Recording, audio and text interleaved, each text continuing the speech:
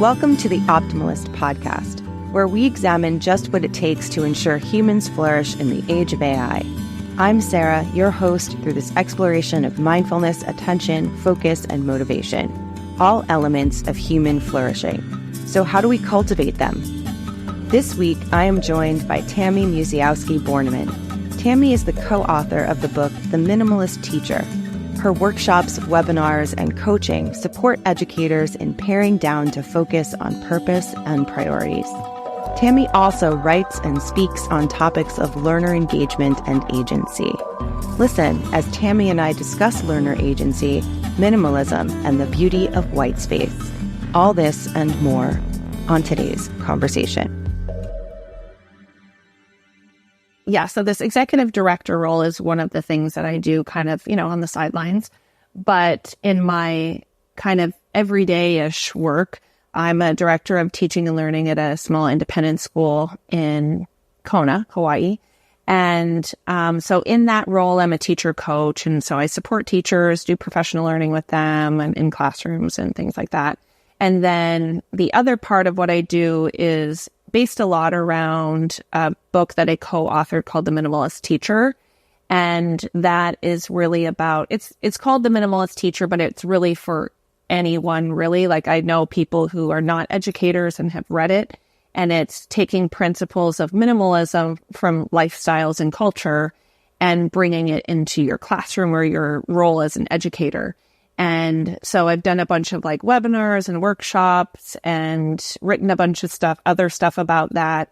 And then kind of parallel to that, I guess, is work around learner agency and how when teachers can kind of really focus on teaching, they become more focused on their learners rather than the stuff that clutters the space, all the spaces that we have as teachers. So that's like your physical space as well as your mental space.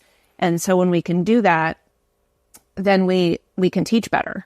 And then student engagement increases and we can teach kids skills and not just focus on content and trying to plow through, like being the deliverer of content. We can really focus on students as people. So that's kind of the bag of work that I do, I guess. So is the I guess work with the learner agency part of all of this, is that kind of, did it influence your path towards talking a lot and writing about minimalism, or was it the other way? Was there something that kind of got you really, because I remember when that book came out and there aren't really a lot of other people in education writing about it that explicitly in that way. And so I'm just wondering where that impetus came from. Maybe it was your own life or something like that. Yeah. So originally, my co-author Christina and I actually wrote an article on student agency before we wrote this book. And that because we taught at the same school in Singapore and we were, just always talking about teaching and learning and the idea that we're teaching kids skills to have agency in their learning. And so we ended up writing this article first. But the minimalism piece really came from moving internationally. So I'm from Canada. I've moved to New York City and taught there. Then I moved to Singapore. Now I live in Hawaii. She is Australian and taught in there and in Japan, in Singapore, where we met. Then she moved to Belgium, and now she's in the Netherlands. So a lot of the lifestyle choices that we've made impact how we teach because, when you're packing up your life, you can't bring everything with you, and you shouldn't, right? So like you really learn, and you're experiencing this now with moving into a smaller space where like you're really looking at the things that you have and determining what adds value to your life. And so when we take that kind of idea, which comes from cultures like Japanese culture and Scandinavian culture, we view things differently. So when rather than just filling up a space because we're moving into a house, do we need to fill the space with things? Probably not, unless it brings us comfort or joy or adds value and has purpose. And so when I moved, I was used to living in like a New York City apartment, like, 600 square feet, another small space in Singapore, and then moving to Hawaii. Now I'm in a house, which I haven't lived in since the 90s with my parents. And right. I'm like, it's a much larger space and there's not much in it. Like a lot of it is just empty space for me to walk around to, like, I have my spots for sure. And it's great to have like different spots for me to work. But it feels good to have moved into a new spot and not refilled it with stuff. Yeah. And that translates into, sorry, I'm talking a lot, but oh no, go ahead. It is a podcast, so Yeah, but, no, I want you talking. but the silent portion is coming up. That'd be weird. Yeah. But that translates when we move into classroom spaces, right? So, or even office spaces. So, any educator listening to this has moved into a classroom that has the former teacher's stuff in it. And that is so daunting and exhausting to think. It is so stressful. And when I left the classrooms that I moved from, I didn't leave anything because I didn't want anyone to feel that kind of burden of like cleaning up after someone. And the intention is good, right? Like as a teacher, you want to be helpful to the next person and say like, I use this, so maybe they'll use this, but you don't know that. And we can't assume that they're going to use something that we used. So take it with you or like find another purpose for it. Don't leave it in the stuffed cupboards that, like I can't even imagine like how many schools are just in the US and like imagine every classroom has stuff stuffed in it that doesn't need to be there. Every once in a while, someone posts a picture, like usually at the end of the school year when they are closing things down for the summer, and they'll post a picture of some random closet or cabinet that's just still existing in their room and has nothing to do with them. And it's just like an old closet that no one has even used in 5 years and they don't even know what's in it. But who are they to clean it out? Or is it their job to throw out someone else's stuff? Is that person coming back? And it also does, now that I'm listening to you talk, it's when you do move into a new space, no matter what kind of space it is, if for thinking of an office or a classroom space, dealing with the stuff left over is like, it erases, like negates the whole feeling of moving into something new and starting minimal. Yeah. Yeah. Because you're starting with something that you didn't even bring. Right. Yeah, exactly. And that, like we mentioned, causes stress for people. Like when I moved from New York City, like public school teaching, loaded classroom with like bodies, desks, stuff in the cupboards. And when I moved to my classroom in Singapore, it was a smaller room, but there was like nothing in it. There was not even any classroom library books. The shelves were bare. The only thing that the teacher left up was like a little bit of like summer school stuff, but that was easy to take down. But I went in there and that made me feel a bit anxious because I was like, well, where's all the stuff? But then I realized this is amazing because I get to build the room with my kids. Like there was a few things that, cleaned up the walls and rearranged the furniture a little bit, but I'm like, all I really need to do is just go down to the library and get some books because we had a fully functioning library that we would go to use all the time. So we didn't have to have all the books in the classroom library, which in my classroom in New York was great that we had such a plentiful classroom library, but damn, it took a lot of space. A lot of room that the kids could have used to not be just stuck at their desks all the time. Right.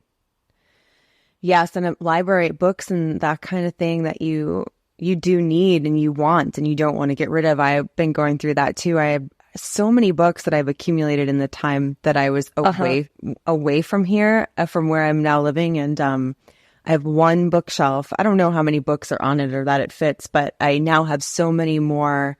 I mean, it's a floor to ceiling bookshelf, so it's very large. But at the same time, I now have a small like dresser that I was going to use for my clothes, but it was too small. So I brought it out here. And if you open it in my living room, it's just filled with books. It's just drawers of books. But but it's like hidden in a way where it looks like I have this little like cool piece of furniture, but inside it's books, which is kind of nice. Books feel different too, right? Because they like bring us knowledge, they bring us comfort. But there is like, you do have to go through them though, right? And like one of the things that I do with my friends a lot is like we swap books, and like that's great because then you've used what you needed from it, you've gathered the knowledge or the notes or whatever, and then you pass it on to someone else. And it, you know, it travels around. Or like even those little free libraries are so amazing. Like you can take your books there, and like you don't have to take anything out of it. You can just leave them in there for someone else, which feels really great because, you know, books, we need them. But yeah, it's hard to not collect books for sure. Yeah. And also, when I was unpacking them here, I said, I finally am in this really, really, really aggressive mode of jumping into having as minimal amount of things as possible. And I've done that little by little every time I've moved. Like I've moved, this is the 7th time in the last 6 years that I've moved. That's a lot. And so it's crazy. Some of them have been small moves, like in the same town, like just blocks away. But every single time, like going in and out, I'm like, I feel like I'm throwing out or getting rid of or donating so much stuff. And this time I always avoid the books. But this time I started, now that I'm in such a smaller space and I'm really thinking, how do I store or display what new books I've gotten in the last 6 months? Like, what am I doing now that I have less space? And I just made myself get rid of stuff that I'm like, all right, I'm going to have to get rid of some of these books. I don't need these books on like colonial Williamsburg that I collected when I was in college because I was really into like costume making. Like, I've been holding on to those memories, but I don't know if I need these books about how to make costumes from the 17th century. Super interesting, but I'm not sewing them right now. Right.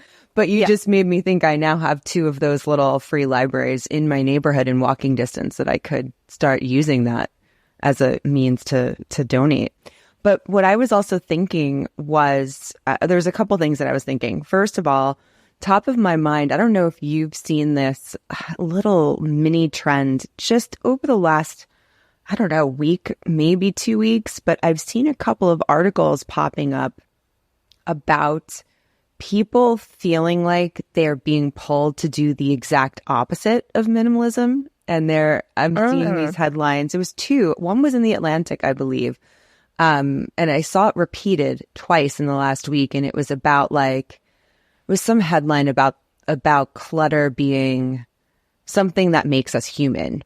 Like, let's embrace the humanity of our homes or something like that. Sure. And the picture they had associated with it was so stressful that I almost didn't want to open up the article. Right? I'm like, is this an article telling me to collect garbage? Right. And it was just this idea of why are we trended towards almost having these sterile home environments, and where does that come from, and how it makes us feel not human to not be surrounded by things that belong to us.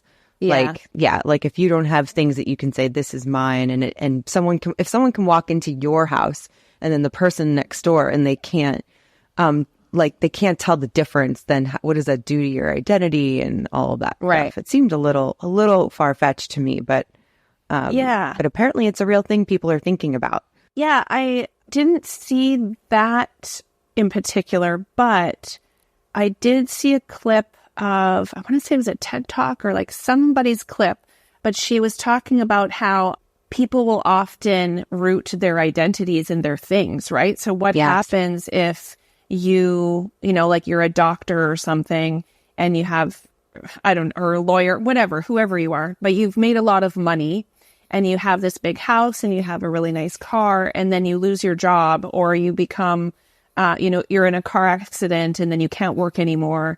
And those things are taken away from you, but that's what you've rooted your identity in. Then what happens to you as a person, right? So it was interesting that she said that, because it's okay to have things and to want things, like that's human. But like I was saying before, what value does it add to your life? Right. Right? If it brings you joy or comfort or serves a specific purpose, that's great. It's fine to have things. Like minimalism isn't about having nothing, right? It's about finding the purpose and value in what you do have and being purposeful about what you choose to purchase. So it's all about intentionality. And when we think in that way in our lives, we can do that in schools too, even though it feels like school is the complete opposite of minimalism, because there's so much stuff. Like there's so many decisions that people make every day. There's so many programs that people have to look at. There's so much curriculum teachers have to cover. There's so many initiatives that administrators need to like weed through and make decisions about. But if we're intentional about the choices that we're making, because we're thinking about the purpose of each thing, right? And the purpose of everything should have to do with student learning.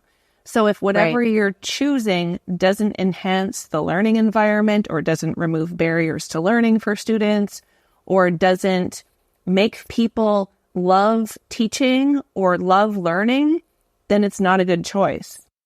Yeah, you're reminding me of a couple of conversations I've had on this podcast recently, but in particular, just last week, I was talking to Tara Miller, who is a psychotherapist and a performance coach. And we talked about a lot of stuff that's related to this, but in particular, when she works with teachers on mindfulness and kind of thinking about their ability to self-regulate throughout a typical workday, and how and thinking about what a teacher's day is like. And anyone listening to this will know, like, this echoes a couple of conversations I've had so far recently. And, but how a teacher's day looks like starting at, the second they step in their car to get to work. And a lot of it can feel like a rush from minute to minute. Yeah.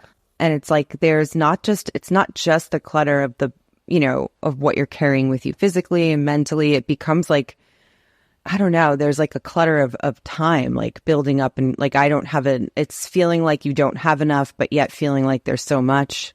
And it becomes like a rush from minute to minute and in between classes. And like, what are you doing in between classes? And like, we were talking about last week how we have to really train ourselves to stop in those transitional moments. And it's not, like you said before perfectly, it's not about completely getting rid of everything.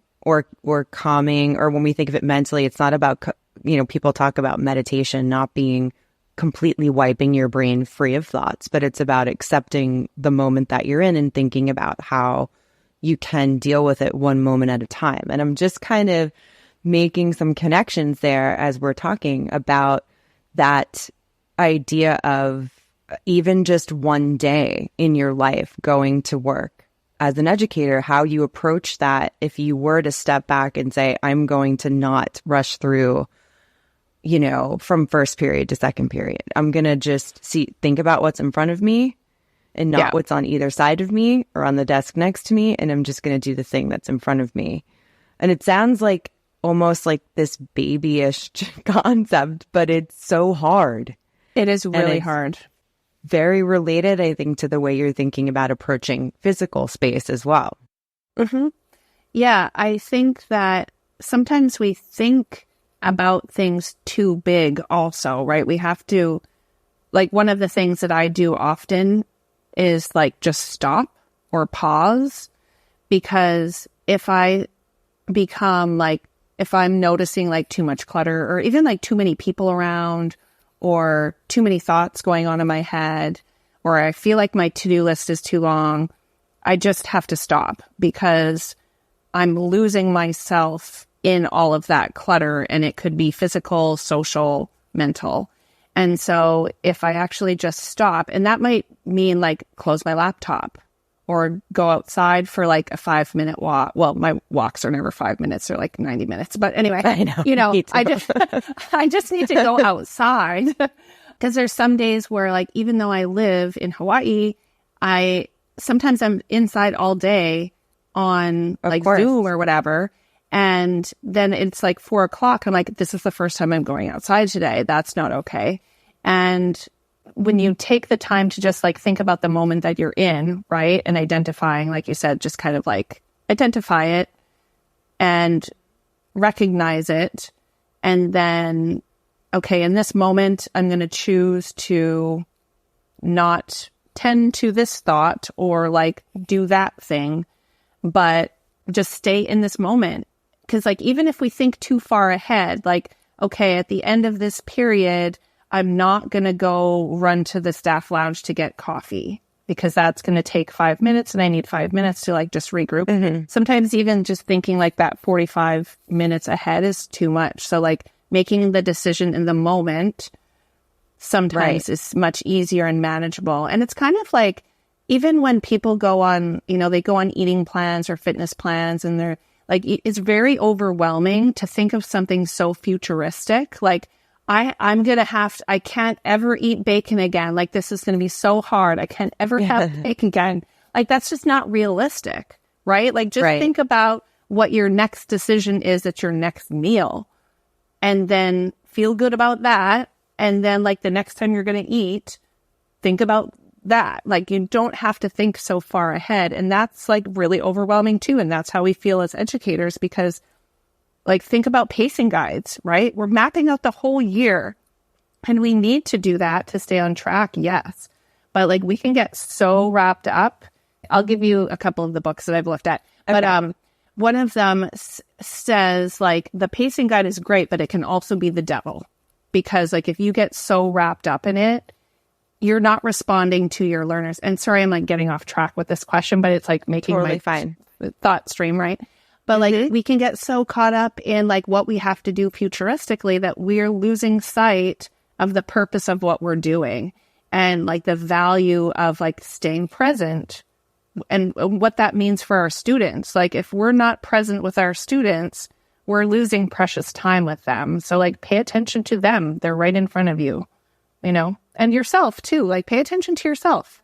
Yeah. And I think we're so used to, as educators, putting, what's happening to the students or what they're experiencing first. But so much of what we're talking about today, and also just in general in the concept of this show, is how poorly as adults we do all of these things. And are we being great models for the next generation or the generation after that? How are we showing up for ourselves in a way that we're not just doing it so that we can learn how to do it to teach our kids? Like, we're doing it because we know that we need it first. And then by extension, as we learn how to be better, it doesn't have to be just kids that we're modeling. It's anybody else, like, sees the way we change, or the way our, the way because any number of these things that we're mentioning, whether it's mental or physical or social, I like how you said social before as well, like that when you do start to see a shift in one of them, it's like a domino effect. All of the other parts of you or your life start to shift as well. And so people notice that, and it becomes like, I talk about being models of attention, because that was going to lead me into asking the next question about, which is probably, I don't know if it's something you even thought about, but we're going to work through it right here live. Sure. But, okay. Sounds good. Is there, like, what is the intersection, or how do attention and overstimulation intersect? Do you think about attention and how that has to do with a lot when you talk about overstimulation and minimalism and even the physical environment of the classroom and all of those elements that go into the work that you're doing all the time? Do you ever think about or talk about attention as part of that? I was going to say, like, subliminally. That's a hard word to say. Probably what I was thinking. Yeah. So, like, because the focus is on creating an environment that is not overstimulating, right? And that's usually through like the colors we use or the things that are on the walls. But in turn, like, so when we're paying attention to those things, then our learners and ourselves, we can attend better to the things that we actually need to pay attention to when we're not distracted by all the stuff that's hanging off the walls.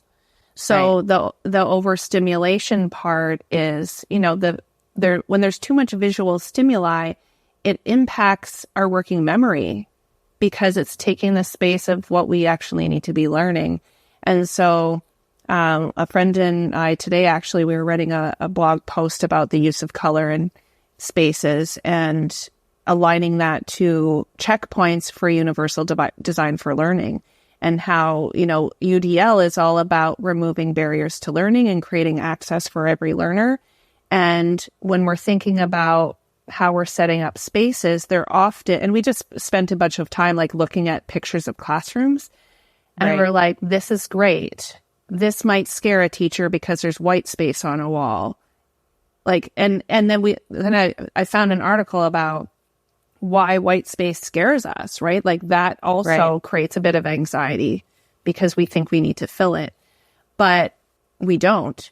And then, we were looking at some other pictures like, wow, that's so overwhelming, or like that design is a terrible choice for a classroom, or like, why is every chair in the classroom a different color? Like, we're asking all these questions, and we're like, if there are kids in that room, where are they supposed to put their attention? It's really hard to know. Exactly. Right. And then, the teacher's attention is on it. I remember this well from teaching, like how often my attention was on just the stuff in my room and what I could add to it. Yeah. Like what I could add, or like let's take, or like not even just add, but even just where things are, and like, oh, I can't wait to take this thing down and replace it with this. But like, that's a similar thing. It's not removing it and keeping it removed. It's like always thinking about what I was going to display or show or bring in, or, and it wasn't really always, most of the time, related to student work at all. Yeah. Well, and that's common, right? Because we want to have like a fun environment, which is great. But like something that when I taught New York, we often, we had to be compliant and put certain things on our bulletin boards. But over time, we were able to shift what we were putting up. And so then the kids had more choice about what was going up, and it was more process work rather than just like, some published decoration, whatever. Yeah. And then also in Singapore, like I did all the walls with the kids. So it's like, okay, you want to put that up? We're going to put that up on the word wall. Like, there's designated spaces still, but they were the one, like we talked about what was going to go up there and what was going to be useful for them. And there was a few things at eye level for them that I was like, this is something you need to keep referring to. And, when the teacher is telling isn't the right word, but like referring to the resources in the room and sharing the purpose behind having some of those things up, then students are going to use that in a way, then they're being used in the way that they should, and the space isn't just for decoration. Yeah. And I was just thinking also of how you were saying before, you were asking the question, where is the student's attention supposed to go? And I think even beyond that, if we're actually thinking about those questions like that seriously, when we're setting up an environment where learning is meant to happen, I mean, I get excited thinking about, almost completely blank walls and what it's like to have kids sitting in groups or at tables and just have conversations. And, to me, it's exciting to think about what we can do connecting as human beings when we're not so much thinking about what's around us. And it's hard to even say that in a way that sounds inspiring, because I'm aware that doesn't sound inspiring. But I'm just thinking about when I do come across environment, even a work environment where it's just people, people engaged with one another and the work that they're doing. It helps you place attention on becoming more attentive and intentional. And I think that's really hard to do. And I don't, people are still shying away, I think, from how important that is to do with children, I think. Yeah. Well, unless there's something, I was going to kind of transition into our ending segment, unless there's a few things that maybe you wanted to add to the end of this. I mean, there's so many thoughts, but we can wrap up the segment and then, because there's just so many things we could talk about. Okay, so what we like to do towards the end of every episode is get a sense of what people are doing or reading or putting into their brains that sometimes has direct affiliation with the work that they do. Sometimes might on the surface seem like it has nothing to do with anything at all, but that's okay because we want to get a full picture of what it is that Tammy is doing and being as you walk around in the world in some way. So you can answer any one of these or none of them at all. But is there anything that you are reading or watching or listening to, whether it's music or a podcast, anything at all that you're putting into your brain recently that you would like us to know about? Yeah, I do give my brain a break sometimes from, reading education articles and things like that. So I do like to listen to just fluffy books on audio when I'm walking in the mornings. And I'm terrible at remembering like titles and those fluffy books. No one needs to know what they actually are. But interdispersed in those, I do like listening to books too. And sometimes like I'll listen to it first and then get a paper copy so I can like mark it up depending on the book. I do that too. Yeah, but I like to listen to books by like Chip and Dan Heath. So like The Power of Moments and Making Math Count. I think that's what it's called. And books about relationships and just like relationship building and like how to build cultures in organizations. I find those really it's interesting to listen to the different authors' perspectives, but also listen to the similarities in cultures. So I do like hearing about examples of culture building in different organizations. So I don't always just read or listen to books about education, but like organizationally, that's kind of where I'm at lately. I might have, the way you're describing that is reminding me of a few different books about community building that I have read in the last couple of years that I might recommend to you because it's a similar, not just organizational, but really can apply to any setting. Yeah. Just the way, what makes people want to be part of something bigger than themselves, that kind of a thing. Yeah, I like that. So I love reading things like that. And because all of it, no matter what you're reading it for, comes down to relationships and the way people interact with one another intentionally. Anything else? I've been hesitant to commit to like binge watching like Ted Lasso or some other good shows that I've been on. And I know that everybody loves them, but I'm kind of like that late person to the party where, in probably 5 years, I'll binge watch all of Ted Lasso. Why didn't I watch that before? Because everybody's talking about it and I know it's great. But yeah, I'm not really watching anything right now. And I do rewatch movies a lot because I like background noise. So I just put on like nonsense in the background. And podcasts, I'm not really listening to any podcasts right now. I kind of go through cycles where I'll listen to like a bunch of them, like Science Versus I really like listening to because I like sciencey things. And I was listening to The Office Ladies for a while. So, kind of a range of things, but I haven't listened to anything recently. That's because you're too busy with the fluff. Right? Yes. I need the fluff. You do. Especially in a morning walk. Now you're making me want to start doing something like that. Yeah. And so now we actually are at our final question, and we like to ask people to leave us with, if you can, some way that you think about attention or practicing better attention that works for you, that you see or feel results at. Like, what do you do to, or how do you know that you are being more attentive than perhaps you were before? Like, you could take this to be any way that you want, but is there a method of attention or practicing attention that you would recommend? Yeah, I need to get outside every morning or whenever possible. So like the morning walk that I do, and it's not always 90 minutes, but even if it's half an hour, And most of the time I'll listen to a book, but sometimes I just need to not listen to anything. And for me, that's a good tuning in time where I'm not listening to music or a book, and I just need to like observe my surroundings to just kind of be mentally clear.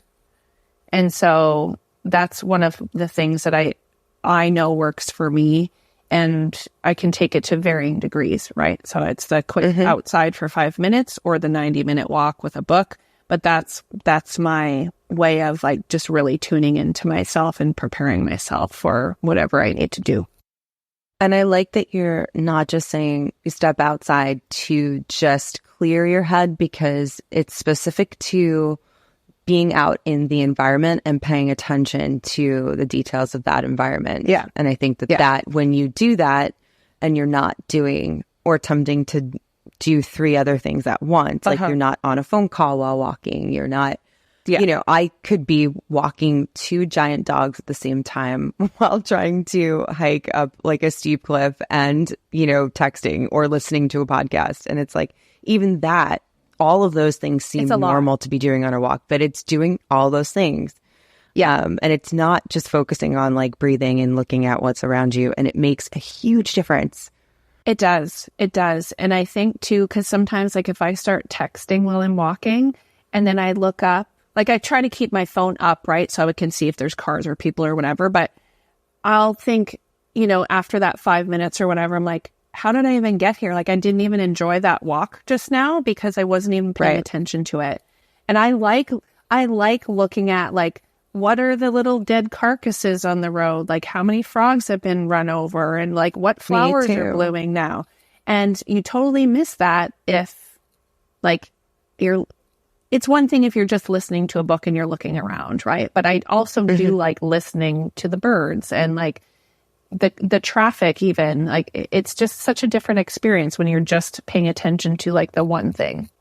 Yeah, well, what you just mentioned is a different focus of attention, because if your purpose is to listen, you might be sitting outside listening to something, and that's where your attention is, but you're also just following a bird flying around, and that's a different way of enjoying outside. But yeah, that intentional walk makes such a big difference. We've talked about that on this show too. Like when my mind has been like, not even just my mind going crazy, but knowing that I'm perpetuating it because I'm going outside and walking, but still holding my phone.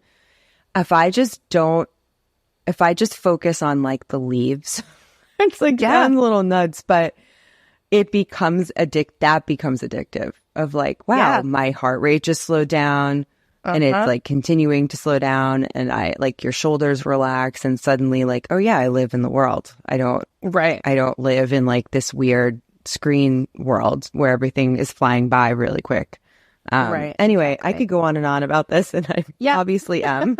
But thank you so much for being able to do this conversation today, Tammy. And before we go, I would like for you to share any way that you would like people to get in touch with you. Where do you live the most on social media? And is there a website or something that you would recommend people visit if they want to find out more about your work? Yeah, thanks for having me, Sarah. It was a great conversation. People can find me on Twitter or Instagram, and my handle is at PlanZ, like zebra, PLS. And then my email is Tammy, Tammy, at planzplservices.com.